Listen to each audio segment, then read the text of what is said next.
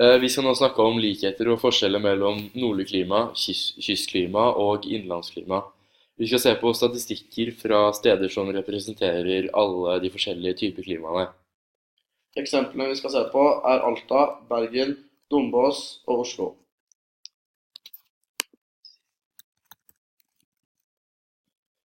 Ja, men aller først så skal jeg starte med å forklare enkelt hva som er de største forskjellene mellom et kystklima og innlandsklima i Norge. Starte med kystklima. Kystklima i Norge er sterkt preget av Golfstrømmen, en varm dyphavsstrøm som kommer helt ned fra Mexiko-gulfen og varmer opp store deler av kysten i Norge. Altså helt fra sør på vestkysten helt opp til Lofoten. I tillegg til dette har vi vinder som får denne golfstrømmen til å blåse opp og treffe vestkysten. Det dette gjør er at vi får milde vintre ved vestkysten, men også milde somre og mye nedbør. Innlandsklima er altså ikke preget av denne dyphavsstrømmen, og det vil her være veldig varme somre, men det kan variere fra sted til sted. Men siden vi ikke har en varm dyphavsstrøm som varmer opp, vil vi også få kalde vintre. Det første eksempelet vi skal se på er Blindern i Oslo. Dette stedet har en blanding mellom kyst- og innlandsklima. Her har vi middels tørt klima, relativt milde vintre og middels varme somre. Som man kan se i diagrammet, starter det med mye regn i januar på ca. 50 millimeter. Så holder det seg litt stabilt til mai, hvor det begynner å øke, og da øker det helt til september, hvor det er på sitt høyeste, hvor det er 90 millimeter. Og i oktober så går det ned igjen. Vi kan hverken si at Blindern Oslo, eller egentlig hele Oslo, har et kystklima eller innlandsklima.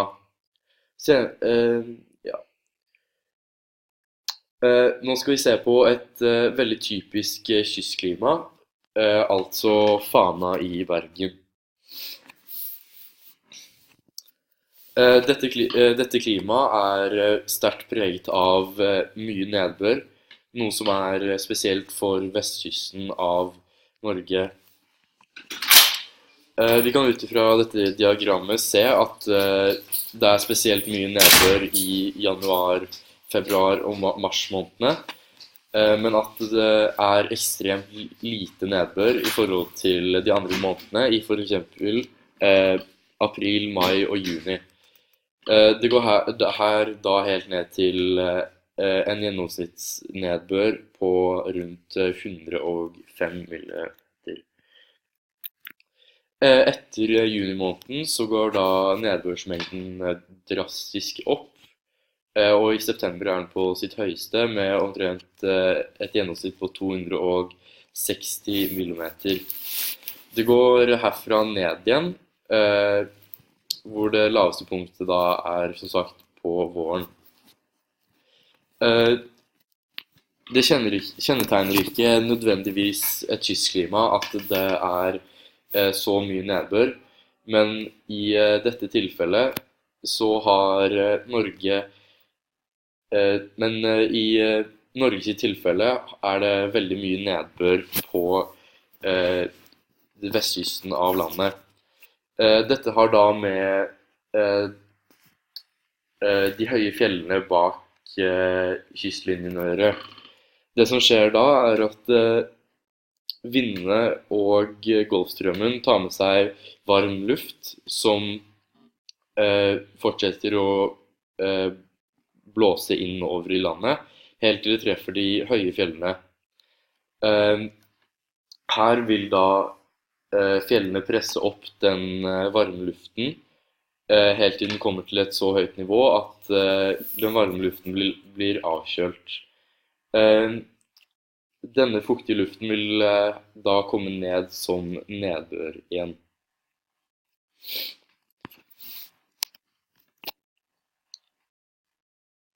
Eh,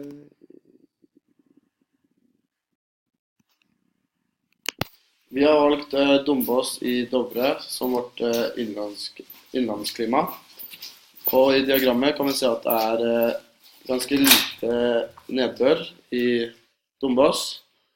I januar er det litt over 30 millimeter, så synker det litt til april, hvor det er nede på litt over 10 millimeter. Så i mai øker det igjen. Da er det litt under 30 millimeter, og så går det opp til juli, hvor det er på sitt meste. Da er det litt under 60 millimeter, og så går det nedover. Ja, den rosa søylen viser da det året der det var mest regn i Dombås, og den blå viser da et gjennomsnitt helt fra 1961 til 1990.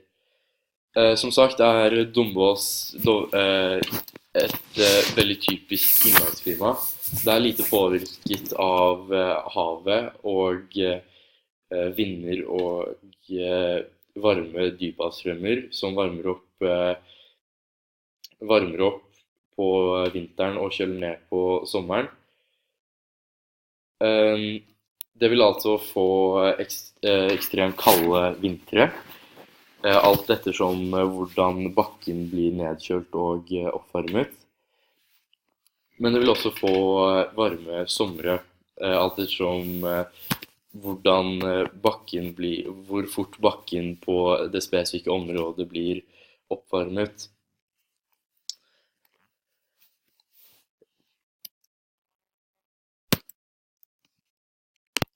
Alta er det stedet med nordlig kystklima som vi skal se på. I diagrammet kan vi se at det er ganske lite regn. I januar er det litt under 32 millimeter, så synker det litt. Før det kommer til april, da det er litt over 16 millimeter, så øker det igjen på sommeren. Og i juli så da regner det mest, da er det litt over 52 millimeter, og så går det nedover mot vinteren. Grunnen til at vi i Alta ikke har like mye regn som vestkystbyen Bergen, er fordi at Alta ikke på samme måte blir påvirket av Golfstrømmen. I tillegg er det ingen høye fjell i Alta som får samlet opp den varme luften og presset den opp i lufta slik at det blir nedbør. Vi har da i Alta et litt mer type lignende innlandsklima enn kystklima. Likevel blir det kalt et nordlig kystklima fordi at det åpenbart ligger ved kysten. Tusen takk for oss.